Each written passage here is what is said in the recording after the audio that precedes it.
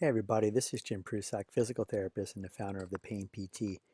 And today we're going to talk about a word here on the page that many of you have probably not heard of before, might have a hard time spelling, and certainly have a hard time saying. And that's called alexithymia. So I'm going to talk to you today about how alexithymia has a lot to do with chronic pain.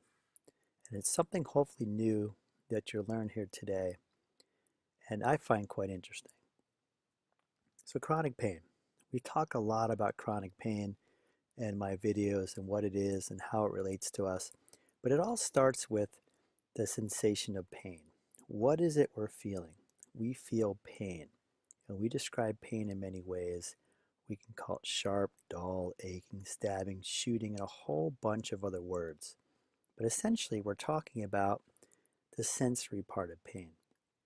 This is the pain we measure on a 10-point scale from 0 to 10. But we know pain is a lot more than just sensory.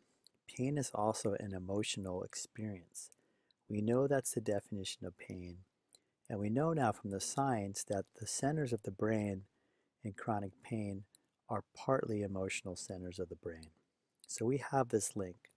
And when it relates to alexithymia, it relates to the inability to describe emotions verbally. That's what alexithymia is.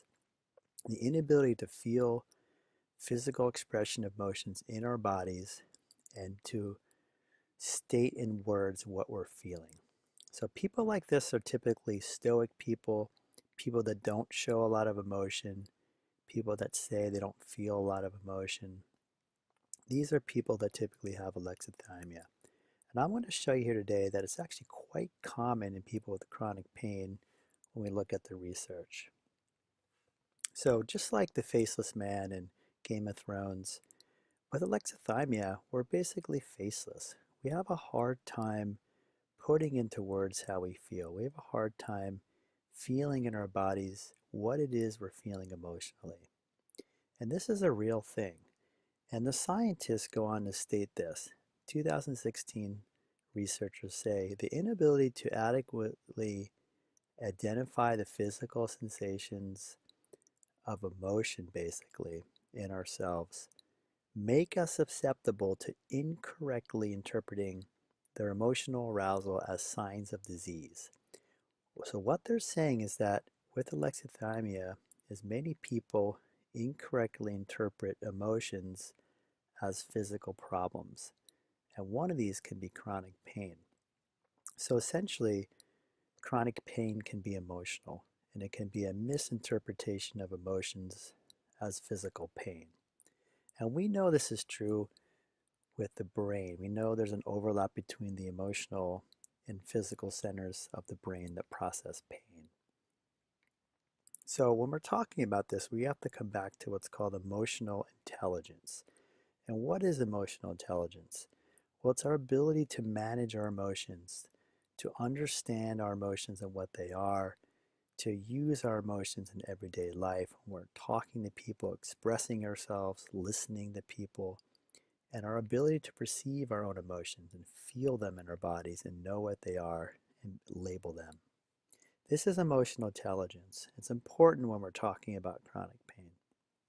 The science is starting to come of age here with alexithymia. This study was done in Japan, looked at 927 adults, and what it found was alexithymia is associated with a greater risk of developing chronic pain, and it's associated with depression as well and anxiety. We have other data to show that alexithymia and depression are involved with people with fibromyalgia. This is a study done on 205 patients, and they found that subclinical to clinical levels of alexithymia was found in 52% of the participants. So over half of them had an inability or had a difficult time expressing what they felt in their body as emotions. So we're finding that there's this link between alexithymia and chronic pain, as well as a link between that and depression and anxiety. So there's also research to show that alexithymia and emotional awareness can lead to physical problems in primary school children, as well as in adolescents. That inability to identify emotional feelings and express them can lead to physical pain. And so we see this in adults, we see this in children, and the science is becoming more clear. And these are two studies that looked at multiple studies. They're review studies. This was done in 2016, and a more recent one done here in 2019, a systematic review. This study looked at 77 studies, over 8,000 people, and what it found was that alexithymia is elevated in people with chronic pain, and it's related to a greater pain intensity as well as physical limitations. So we're seeing the link here between this alexithymia. Even though many people have never heard of the word before, it's an actual condition, and it's found quite commonly in people with chronic pain. So what do we do about this?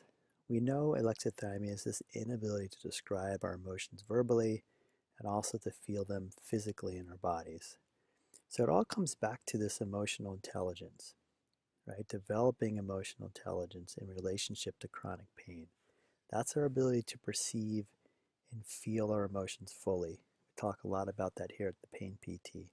Our ability to understand our emotions and what they are, and to use our emotions when we're expressing ourselves and we're talking to people and we're listening to people who are going through emotional things.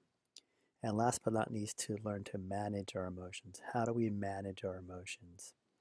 Now, I'm going to talk about that last piece in another talk, which is the self-regulation of emotions. There's some interesting research coming out around that in relation to chronic pain. So hopefully you learned a new word today at the very least, and you've learned something about this alexithymia and chronic pain that's quite common, and it really demonstrates the link between emotions and pain. Have a great day, everybody, and we'll talk to you soon.